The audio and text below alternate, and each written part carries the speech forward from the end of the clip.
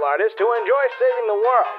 You might think that as long as you're fighting to protect all life on Earth, anything you do is fair game. You'd be wrong.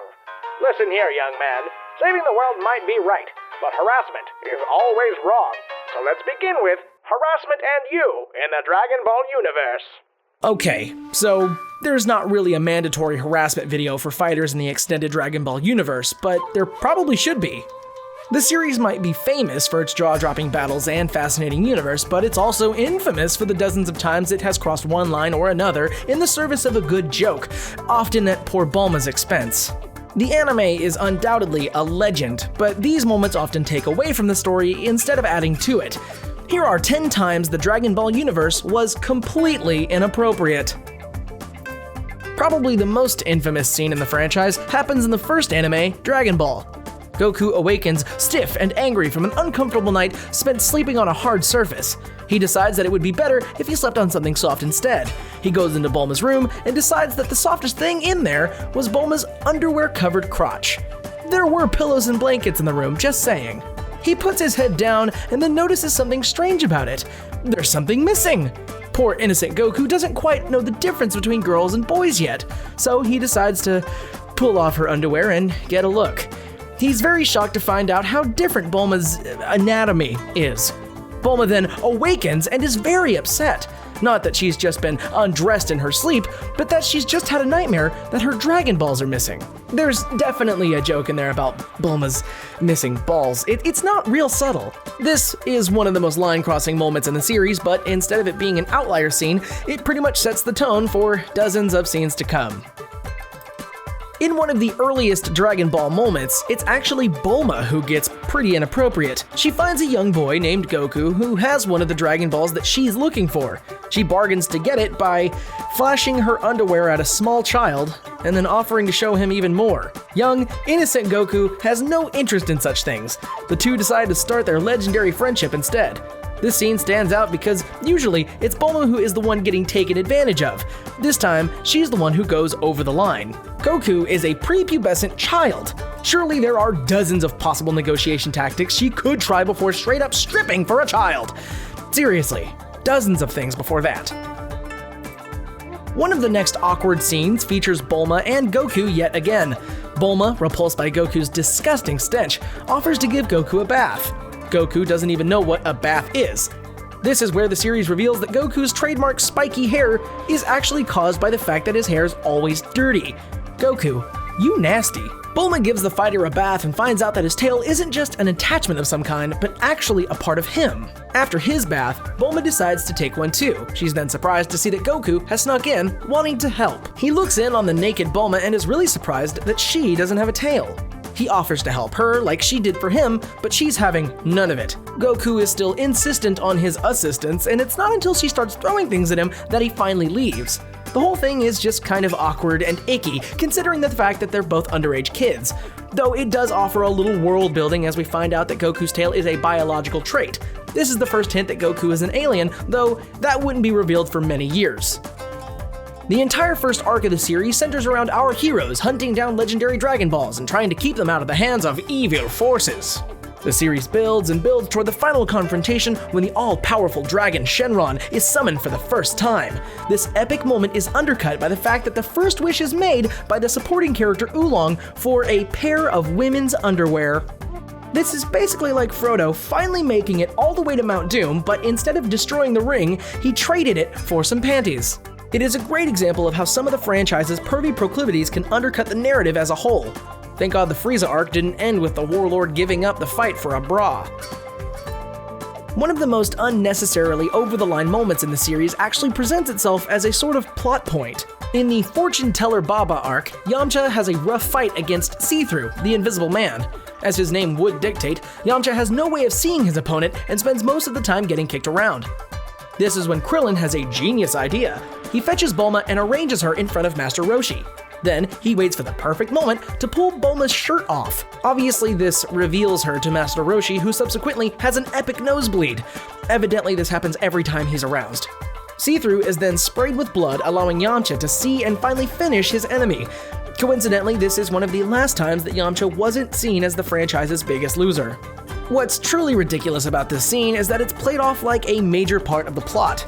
As if Yamcha couldn't have possibly won the fight without Krillin showing Roshi some of Bulma's skin. Could he not have thrown some mud or dirt on the guy? Did he not see the movie Predator? Arnold Schwarzenegger proved a long time ago that mud is a perfectly acceptable battle weapon. Certainly better than elderly arousal-induced projectile nosebleeds. Really reaching there, Krillin.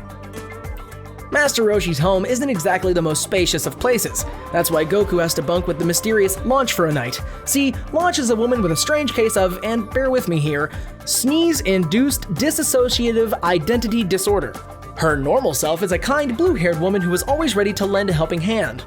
Then she sneezes and turns into a psychopathic blonde woman with criminal tendencies and a bad habit of shooting everything that moves. So Kid Goku sleeps next to blue-haired Launch, who is more than happy to share her bed with the tuckered-out little fighter. The next morning, Roshi walks in to get a peek at what Launch wears when she sleeps, as Roshi is one to do. He discovers that Launch has sneezed in her sleep and is now in her violent blonde form, making him understandably pretty scared. So he pokes Goku with his staff to try to wake him up, but Goku wakes so loudly that blonde Launch also wakes up as well. She thinks that Goku has snuck into her bed and pulls out a gun from under the pillow and shoots the small child. Luckily, Goku is bulletproof, and the shot is basically like getting punched in the forehead. She's then knocked unconscious by a swift kick from Goku, which cues Roshi to jump into action. He hovers over her, clearly ready to get a feel of her chest. Goku stops him by asking when they're going to start training, so he just plays it off as a joke. Still, that's a pretty inappropriate thing to do to a house guest. Note to self, never stay at Roshi's Airbnb. So we've already established that Bulma's favorite tactic to bargain for Dragon Balls is to show some skin.